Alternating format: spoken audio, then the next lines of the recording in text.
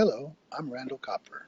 I'm the Vice Chair of the International Right-of-Way Association International Nomination and Elections Committee. I'm here today to give you a brief rundown on the chapter election process and to provide you with the tools necessary to run a valid and effective chapter election. The chapter president and the chapter nominations and elections chairperson are responsible each year to see that each chapter has an election. There's three key steps in that process.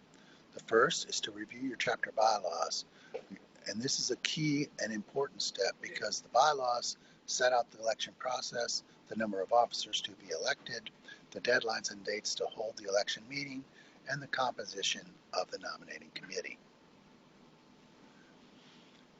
Step 2, once those tasks have been reviewed, the nominations and elections chairperson needs to develop a timeline to accomplish all those tasks to comply with the bylaws. And step 3, schedule the chapter election meeting so that it also is completed in the time frame mandated by the bylaws.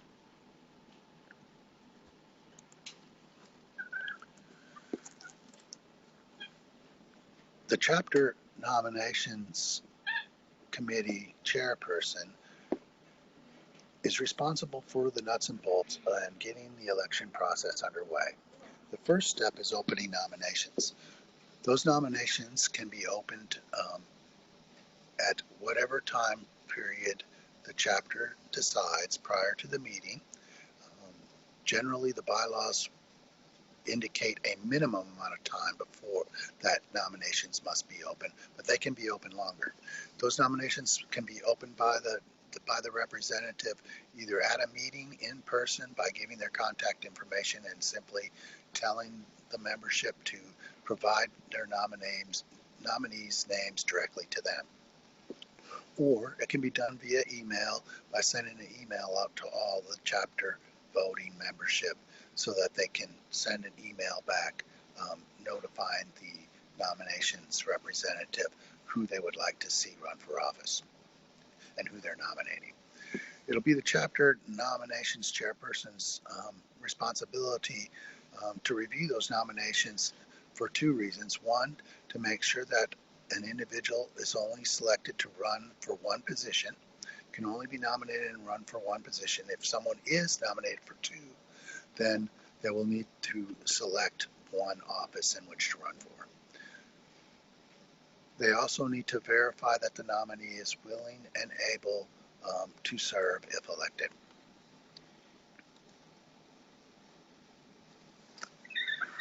Many chapters have bylaws allow for their chapter election to be done by email ballot. So once the nominations are received, an email ballot can be prepared, and that ballot, as prescribed in the bylaws, sent out to all the voting membership.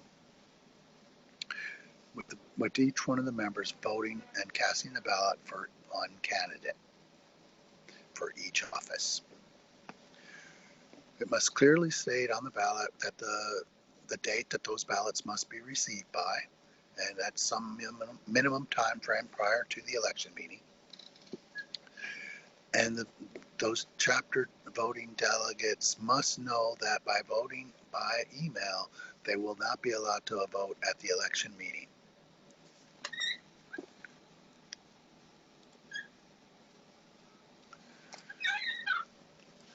Once we get to the election meeting and the president has opened the election and asked for the nominating chairperson report, and it has been set out who has been nominated for each one of the offices, then the election would begin and each office would be taken in order, electing the chapter officers first. It's always a good idea to give the candidates a little opportunity to speak, maybe 2 to 3 minutes at the election meeting. So if we started, say, with the office of president, a sample election meeting script would go something um, like this. The election official would say the following individual is nominated for the office of president, and then ask for nominations from the floor. Are there any nominations from the floor? Are there any nominations from the floor? Typically, you would ask nominations from the floor 3 times, and the reason for this is to give allowable enough time for the voting membership to speak up should they want to nominate someone else.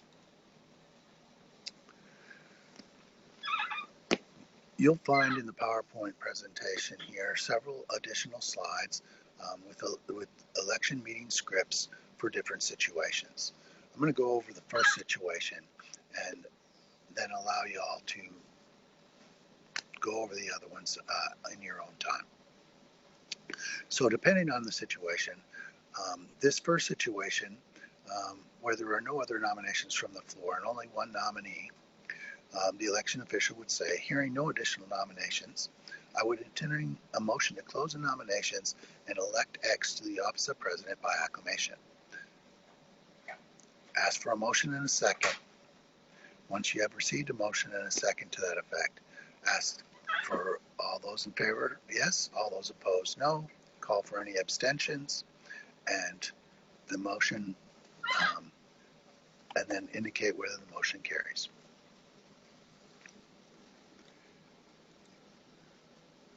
The scripts for other situations follow, but in all of the other situations, they would occur if there are nominations from the floor. If there are nominations from the floor, in addition to following the other meeting scripts, you'll need to provide the ballots. And those ballots will need to be on hand. So when you have a contested election, you can put both the names on the ballot and pass those names out, or pass those ballots out and let the membership vote for each one. Those paper ballots need to be collected and retained by the chapter secretary as part of the official records of the meeting. If it's important that you use a paper ballot and do not conduct the election by any other method. You can't do a raise of hands. You need to have a ballot so that the people can vote for one or the other. They can be tallied and they can become part of the official record of the meeting. So that kind of concludes the election meeting and election meeting scripts. Just to reiterate, the materials that you need to have on hand, have your election meeting script on hand, your paper ballots.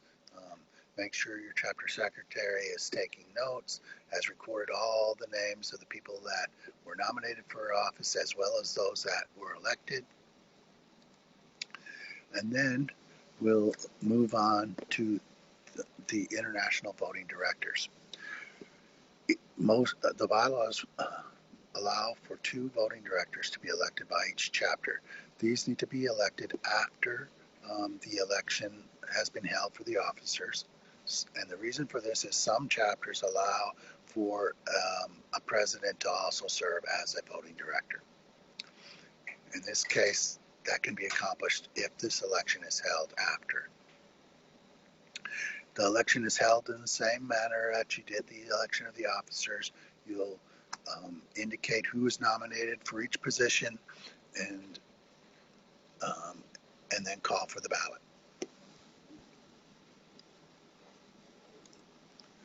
Once you've completed the election process,